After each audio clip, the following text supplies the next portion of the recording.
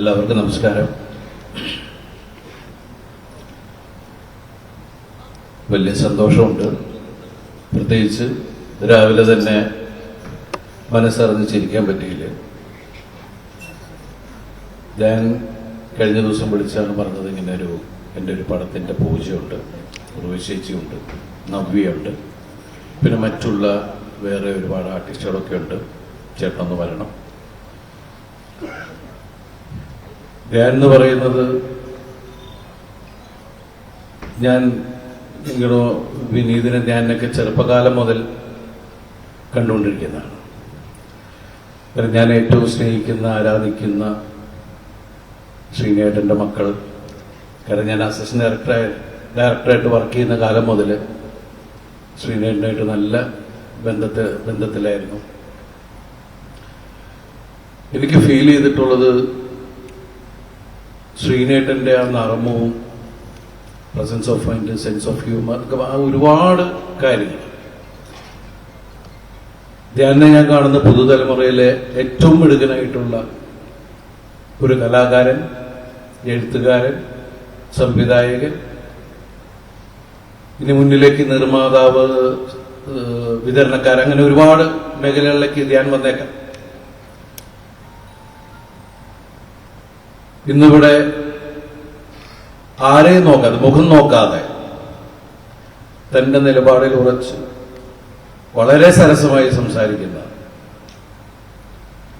ധ്യാനിന് എല്ലാവിധ ആശംസകളും നേരുന്നു. കാരണം എന്നെ ഏറ്റവും കൂടുതൽ ഞാൻ എല്ലാവരോടും പറയാറുണ്ട്, ഞാൻ കണ്ടതിൽ ഏറ്റവും മിടുക്കനായിട്ടുള്ള, ബുദ്ധിമാനായ, നല്ല സരസ്വതം. പിന്നെ ധ്യാനോട് വളരെ സൂക്ഷിച്ച് സംസാരിക്കണം. ഞാൻ ഇടയ്ക്ക് പറയാടേ, നീ ഇതൊന്നും പോയി പറയില്ലടാ. കാരണം നമ്മൾ ഉള്ളു തുറന്ന് സംസാരിക്കാൻ പറ്റുന്ന ഒരാളാണ്. പക്ഷെ എന്ത് പറയുമ്പോഴും അതിൽ നർമ്മമുണ്ടെങ്കിൽ അത് വേറെ ആൾക്കാർ അറിഞ്ഞിരിക്കും, അല്ലേ? എന്തായാലും വലിയ സന്തോഷമുണ്ട് ഇന്ന് ഈ വേദിയിൽ നിൽക്കാൻ സാധിച്ചത്, ഈ ഫംഗ്ഷനിൽ പങ്കെടുക്കാൻ സാധിച്ചത്. അതുപോലെ എനിക്ക് ഏറ്റവും പ്രിയപ്പെട്ട നായികയാണ് ഉർവശി. ഞാൻ മലയാള സിനിമയിൽ, അല്ലെങ്കിൽ സിനിമ ലോകത്ത് വന്നിട്ട് ആദ്യമായിട്ട് അസിസ്റ്റന്റ് ഡയറക്ടറായിട്ടിരിക്കുന്ന സമയത്ത് ആദ്യമായിട്ട് ഞാൻ ക്ലാപ്പ് അടിക്കുന്നത് ഉർവശിയുടെയും ലാലേട്ടന്റെ മുമ്പിലാണ്. അതിനുശേഷം ഉർവശിയുടെ കൂടെ ഒരിക്കലും ചിന്തിച്ചിട്ടില്ല ഉർവശിയുടെ പേരായിട്ട് അങ്ങനെ ഒരു കഥാപാത്രമായ, മീൻസ് അങ്ങനെ ഒരു സിനിമ ചെയ്യാമെന്നു. കേശു ഈ വീടിന്റെ നാഥൻ എന്ന സിനിമയിൽ ഉർവശിയുടെ ഭർത്താവായിട്ട് അഭിനയിക്കാനൊക്കെ സാധിച്ചു. കാരണം ഞങ്ങളുടെ ഒരു വണ്ടർഫുൾ ആക്ട്രസ് എന്ന് പറയുന്നത്, എടുത്തു പറയുന്നത് ഒരാൾ തന്നെയാണ് ഉർവശി. ചേച്ചി ഇവിടെ നിന്ന് വന്നിട്ടില്ല. അതുപോലെ എനിക്ക് പ്രിയപ്പെട്ട ഒരു നായികയാണ് നവ്യ. ഞങ്ങൾ ഒരുമിച്ച് ഒരുപാട് സിനിമകൾ ചെയ്തിട്ടുണ്ട്. സിനിമകളെല്ലാം വലിയ വിജയങ്ങളായിട്ടുള്ള സിനിമകൾ തന്നെയാണ്. 100-150 ദിവസം കൂടിയ സിനിമകളായിരുന്നു. അപ്പൊ അവരൊക്കെ ഒരുമിക്കുന്ന ഈ സിനിമ വലിയൊരു വിജയമാവട്ടെ.